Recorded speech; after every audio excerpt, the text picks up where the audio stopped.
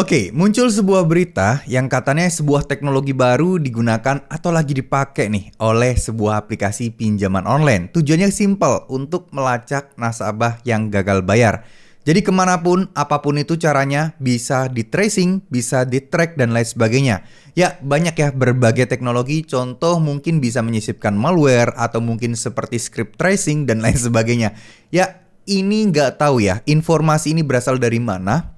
Ataukah ini memang sengaja disebarkan ya biar heboh aja dan biar orang-orang rame berbondong-bondong nonton, atau ya memang ini beneran ya. Tapi biasanya hal-hal seperti ini tuh muncul dari DC-nya sendiri. Kadang hal-hal seperti itu dipakai buat mengancam nasabah galbay, yang mana agar mereka tuh takut. Wah, istilah teknologi apa nih?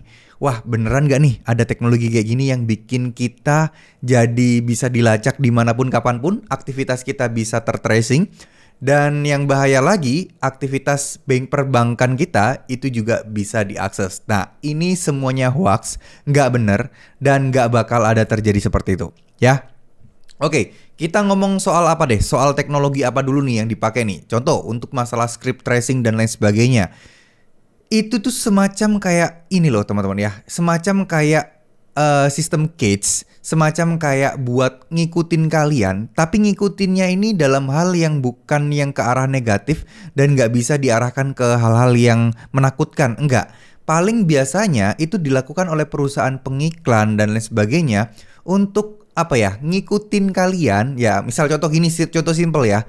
Kalian nyari sesuatu nih, nyari sesuatu di Google, misal nyari tas kulit gitu ya.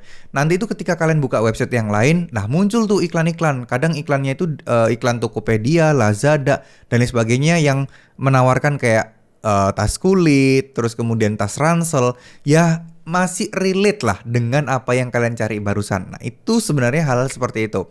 Cuman kalau ini digunakan untuk ancam-mengancam, saya rasa kurang tepat. Apalagi dilakukan oleh pinjol legal ya.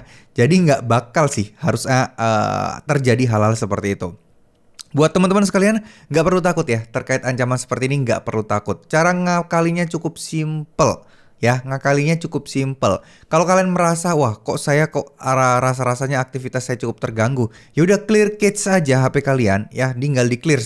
Misal kalian install aplikasi apa nih pinjolnya sekarang nih. Contoh aku laku ada Kami, ya udah masuk ke pengaturan, masuk cari aplikasi itu, clear cache-nya aja atau pilih storage ya, penyimpanan aplikasi, penyimpanan data. Clear aja ya, clear aja cache-nya di HP kalian, beres, hapus data, clear cache, beres. Nah, biasanya hal ini akan membuat kalian diharuskan untuk login ulang. Ya, tapi menurut saya sih nggak perlu ya, biarkan aja kalau mereka mau melakukan itu. Karena ya dampaknya nggak begitu besar buat kita. Dampaknya juga, ya ini cuman efek buat nakut-nakutin orang aja ya. Jadi, nggak usah takut, tenang aja. Jadi sebenarnya gini loh, percuma saya untuk memotivasi teman-teman. Ayo gak usah takut, gak usah takut. Tapi kalau teman-teman itu masih kadang kepikiran, wah gimana ya kalau gini, gimana ya kalau gini. Karena yang bisa menolong kalian, yang bisa memberikan solusi atas semua permasalahan pinjol ini adalah diri kalian sendiri. Mau kalian nonton video dari manapun, gak bakal bisa benar-benar membereskan masalah hutang pinjol kalian. Yang bisa membereskan adalah kalian sendiri, mindset teman-teman. Karena apa yang kalian pikirkan, itu yang akan menguatkan kalian. Ya. Jadi gak usah takut yang gimana-gimana, gak usah pusing yang gimana-gimana. Insya Allah kok semuanya akan baik-baik saja. Tetap semangat, gak usah takut, sekali lagi semangat terus ya. Doa yang kencengin, sholawatnya kencengin. Dan juga kembalikan diri kalian, pasrahkan diri kalian sama Tuhan Yang Maha Esa. Karena Tuhanlah yang mengatur semua ini, dan hanya Tuhan yang bisa menolong kalian. Camkan itu baik-baik, gak ada satu video pun yang akan kalian tonton yang bisa menolong kalian.